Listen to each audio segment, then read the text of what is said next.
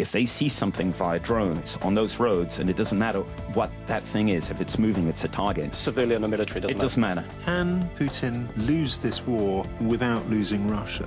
I think Putin already lost Russia. Whether he wins or loses, he has lost it. All of these disputes carry on happening and there's no sign of resolution. Hunters just get sick of it. Those punters are actually our members as well. There's always more to the story with our podcasts. Listen on BBC Sounds.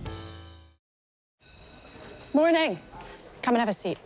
Now, of course, I'm not going to go easy on you. There are some really big questions we've got to try and get answers to this morning.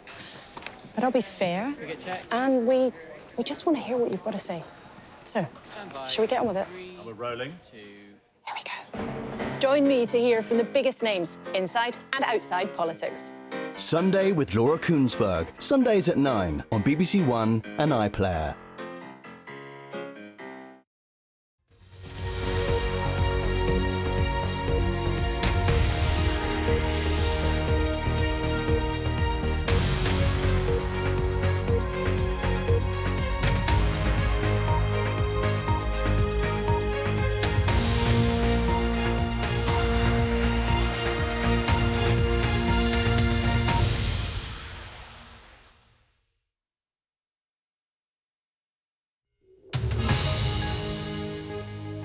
Welcome to Newsday. Reporting live from Singapore, I'm Karishma Vaswani. The headlines.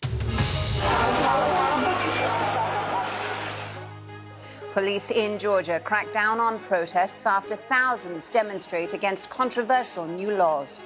This place outside Georgia's parliament in the capital Tbilisi has been the scene of so many anti-government and anti-Russia protests over the years. But this time, the government may have gone too far.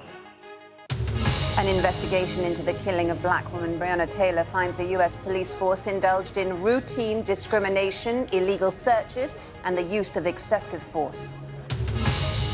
Britain's government is accused of utter failure over its plans to stop migrant boats, but the Prime Minister says they're the people's priority.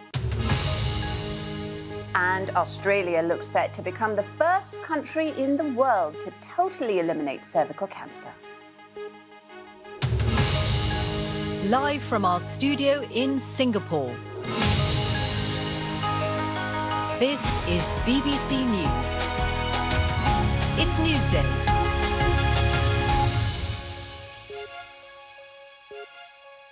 Welcome to BBC News, broadcasting to viewers in the UK and around the world. We begin in the former Soviet Republic of Georgia, where large crowds have been protesting against new laws which critics say will limit freedoms. Now, the biggest demonstrations were in the capital, Tbilisi, where police have used water cannons and tear gas to try to disperse the crowds. Our correspondent Rehan Dimitri is in Tbilisi, and in the last hour, she sent us this report. Every big moment in history has its iconic image. This may be Georgia's. On Tuesday, thousands of protesters stood for Europe and stood their ground.